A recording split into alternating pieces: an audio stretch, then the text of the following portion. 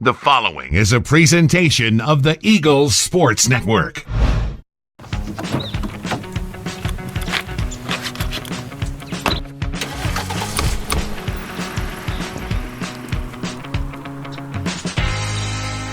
Hello and welcome into episode 6. Coaches in cars getting coffee. This is the Eagles Sports Network. I'm the voice of the Eagles, Adam Cavalier. He's Carson-Newman running backs coach Leonard Weaver.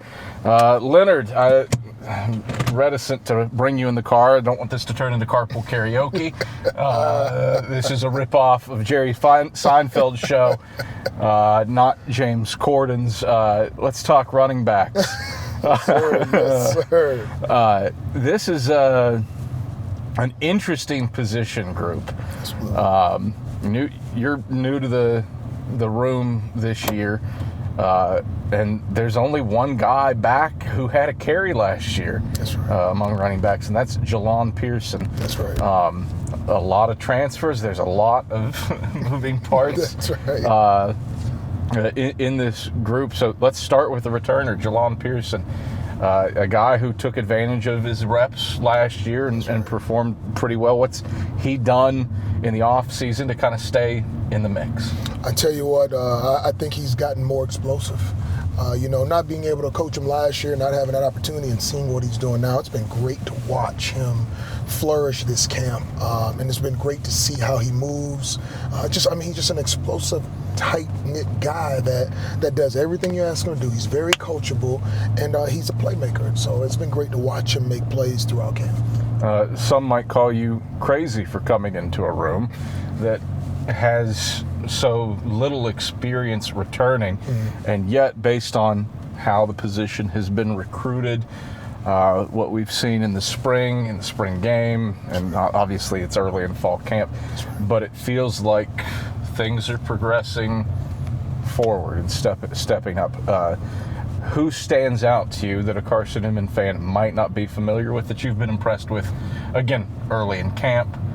We're shooting this quite literally on the first day of pads, but who's been somebody that's made an impact early on? I would have to say the young man, TJ King. He's been very impressive throughout camp. Like I said, I'm not really familiar with what the situation was last year, but he has flourished. He's become the leader in that room. He's become very vocal. He's been almost like a coach on the field. He's from the steps that they're taking to the positioning, to blocking. He's pretty much almost coaching me at times. Like, Coach, are we coaching, So it's been great to watch him flourish, man, and turn into this young man who's really become a leader in this group, in this room. He's one, too, that I think you could point to transformationally. When he came in and shot his gifts over the summer, I had to do a double take and figure out who he was, because he's put on so much weight and so much muscle. That's right. Probably one of the weight room stars on this team over the last year or so. Fair to say? Not even a question. Absolutely. He looks great. A physical specimen. He runs hard. He has a determination. He's very focused and honed in on what he needs to do. And it's really hard sometimes to keep guys captive for a good, long individual. But, man, he's really into it, and it's been great to watch him flourish. A couple transfers seem to be inching their way into the mix, and a TC Curtis and a Nelson. What sticks out to you about their skill sets? How are they different? How are they similar from a Pearson and a King? Well, I would say Pearson, as far as TC, he's a bigger back. He's a much bigger back, very physical. He's a downhill runner and has really good hands to be a guy that moves the way he does. As far as Tyree, he's become more of that guy that can get into the open field space, make a move. He catches the ball really well. He runs really good routes. He's very elusive and fast. And so to compare him to a Jelon, I tell you what, it's almost similar in terms of their styles of play. This is a room and a position. You were at tight end, but you're familiar of what the running back position is to Carson-Newman historically. Yes, sir. I would say up there with potentially the offensive line for the most glorified of positions of the Carson-Newman football program, at least in the offense over the years. That's right. What do you hope historically this position provides for a group that is largely untested, unproven for what it's done in the past. It's a spark for a new change and turnover for what this room has been known for. Carson-Newman has been known for the backs, being able to make big plays, being able to strike out. We call it back in the day, 88 and out the gate. You know, we want to bring that back where we got our powerful backs who are fast, they're hitting the hole, and of course we make the pass game easier, right? We take that pressure off the QB and that O-line and make things a little bit better. All right, we're about to pull up to 60 beans. Yep. Where do you line up? Yeah, coffee-wise. Coffee-wise. Are you a psychopath like Johnson Jameson? Or are you like a good, normal person who gets normal coffee and doesn't add bang to it? You know, I definitely don't add bang to it. That'll put me on nerves, man. But no, I'm a decent guy. You know, I like hot coffee. That's you interesting. know, I'm always a caramel macchiato Oh! type of guy. Yeah, you know. We're back. You know, with the little Somebody different this time. Of course. What you want? I'm gonna take the caramel macchiato. Iced or hot? Can I have it hot, please? Now, how many shots are in it already? 2. That's all I need. That's all I need. That's where it is. That'll get me ready for practice. Listen, you need to get the shots. That's how it's going to work. Get the shots, all right? Make sure the shots are in there. Let me do an iced dirty chai latte. I mean, that sounds really good, too. Yeah, I mean, that actually sounds pretty good. I've had a few cups. A large, please. Yes. Oh, yes, large, please, for me, too. Okay, please. Yes, ma'am. $11.80. Thank Now, you. that's the beauty behind what we're doing. I don't have to pay for it. I'm loving it right now. Usually I'm the guy dishing it out, you know. You're gonna sit back. You're gonna have a night. This is interesting. You're So a lot of far, coffee today. yeah, I am. This is trip number 3. I know. The hand is still. I think it's steady. It's a little steady, yes. You know, I didn't see what it looked like before, but it looked pretty steady right now. It looks. There it is. It's shaking a little bit. A little bit. A little bit. That's the thing. I do finish the drink before getting back into the car to shoot the next one. This is the third one today. Are we ready, guys? Oh my Lord. Let's see what my resting heart rate is. Not good. We're in the upper 80s. Oh man, we got to be down like 50s and 60s down there. We're cooking right now. No, I'm. Oh my we're goodness. Steady. That's we're all steady. that matters. On the exterior, yes, we're steady. We are steady. On the interior, we're a little, we're speeding up things right now, you know. You've got an interesting perspective. Played football at the highest levels. Yes, Pro bowler, blah, blah, blah. Yes, sir. Also appeared on America's Got Talent. Yep. What was the higher pressure situation for you? Was it? Was it? Neither one. Neither one. It was, after you've done it for so long, I get especially in football, Yeah. you kind of know how to handle those situations. And I think over the years. Let me rephrase the question. Forget 2008, 2009. All right. Let's go 05, 06. All right, maybe a little different. Okay. Maybe a little different ball game when you talk about coming from Carson-Newman, where it's 1,000, a couple thousand versus 80,000. Yeah, definitely a bigger deal. But you know what? Over time, I've been able to kind of work through it and learn how to deal. Yeah. But definitely shaky though. I couldn't take 3, 4, 5 cups of coffee and espresso. I don't think I would be. I don't think I'd be able to play the. I would be no good. I'll be out there shaking and rumbling and everything. But on the stage, America's Got Talent. No stress. No, it wasn't. No stress. You know what? Because for me, what was at stake was just fun. Yeah.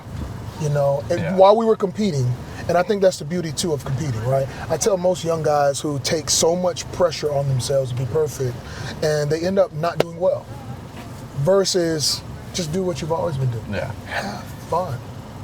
I think it might be, I don't know, oversimplifying it, but that's the point of practice, isn't it? Absolutely. Yeah. I mean, you're right. I mean, and I think so much too goes into it. I think sometimes people have the tendency to put too much on, especially players. You're trying to get up in the depth chart. You're trying to get that starting role. You're trying to become the guy or whatever. Sometimes it can be a little overwhelming. Thank you. I think it's interesting too. I think you look at, I don't know, teams, coaches, players that are successful. And at the end of the day, you just need to do one or two things really, really, really well. That's right. And you can be successful with No, absolutely. And I think too, when you do those, when you find out what those things are, they become your identity, right? Once you know who you are as a person, once you know who you are as a player, once you know who you are in your position, I think it now helps Thank you. to kind of Thank identify, you, you too. Where you Might see you stand. again. But no, it makes it easier for you to identify kind of who you are. Yeah. And once you rep it over and over again, it becomes flawless, Different position, obviously. You started your career at Carson-Newman as a linebacker, moved to tight end where you were an All-American, and then played fullback at the professional level. How would you coach yourself looking back at what you were as a linebacker, what you were as a tight end in college? Oh, wow. Now that you're in this position. Probably the same way I coach the guys now. Very tough, hard, really getting down to what the details are, trying to hone in on the things that you do really well, and then trying to look at those things that you don't do well and making those even better.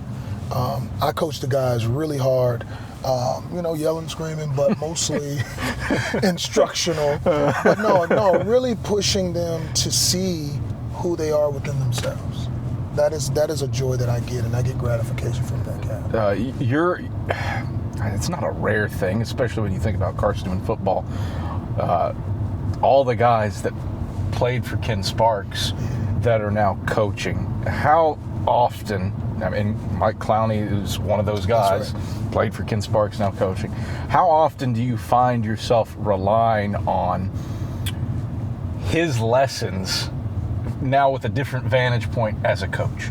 Well, I think for me, it goes way beyond and really past Ken and before, but a lot of the lessons will repeat, right?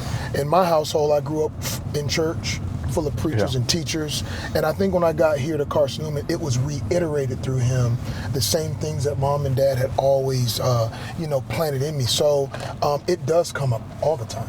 He talked about life. He talked about making life decisions and how important it was to honor the Lord even when you're making those decisions. And I heard that over and over again at home. I don't know how many times my mom pulled out a shoe, belt. You better learn this. You better learn that, Leonard. Look at you, So, but I turned out all right. So I just think when I got here, man, it was really a godsend, and that I was able to be up under a coach like Ken, who had men around him as well, who reiterated the same message about being a godly man, and so I benefited greatly from it. This happened off camera, but I think it's fair to touch on before we get back to the KSAC. We're doing car seat talk. You've got one on the way. Yes, right. I'm going to join you in the early stages of 2023. Right. Is this an infomercial for Graco? You know what? Hey, we can make it happen. The best seat in the world, baby. All right, we bought 3 of them. We have 3. Little baby Grace already has hers in the back seat. The best seat in the world. Go get your one. You got to get the transitional one. You start in the infant. There you go. You go click to. You go click to move. Click to connect. Click to connect. There it is. Right Graco there. spokesperson. Graco. We should sponsor these. Hey, let's come on, Greg. We can make it happen. I'll dress up in a little baby boomer outfit, whatever I got to do, baby. You are far quicker to go there than I am. Leonard Weaver, you've got your coffee. Thanks for stopping by. God, thank you, man. Thank you for having me. He's Carson-Newman running backs coach Leonard Weaver. I'm the voice of the Eagles, Adam Cavalier. This has been another episode of Coaches in Cars Getting Coffee. Thanks for watching.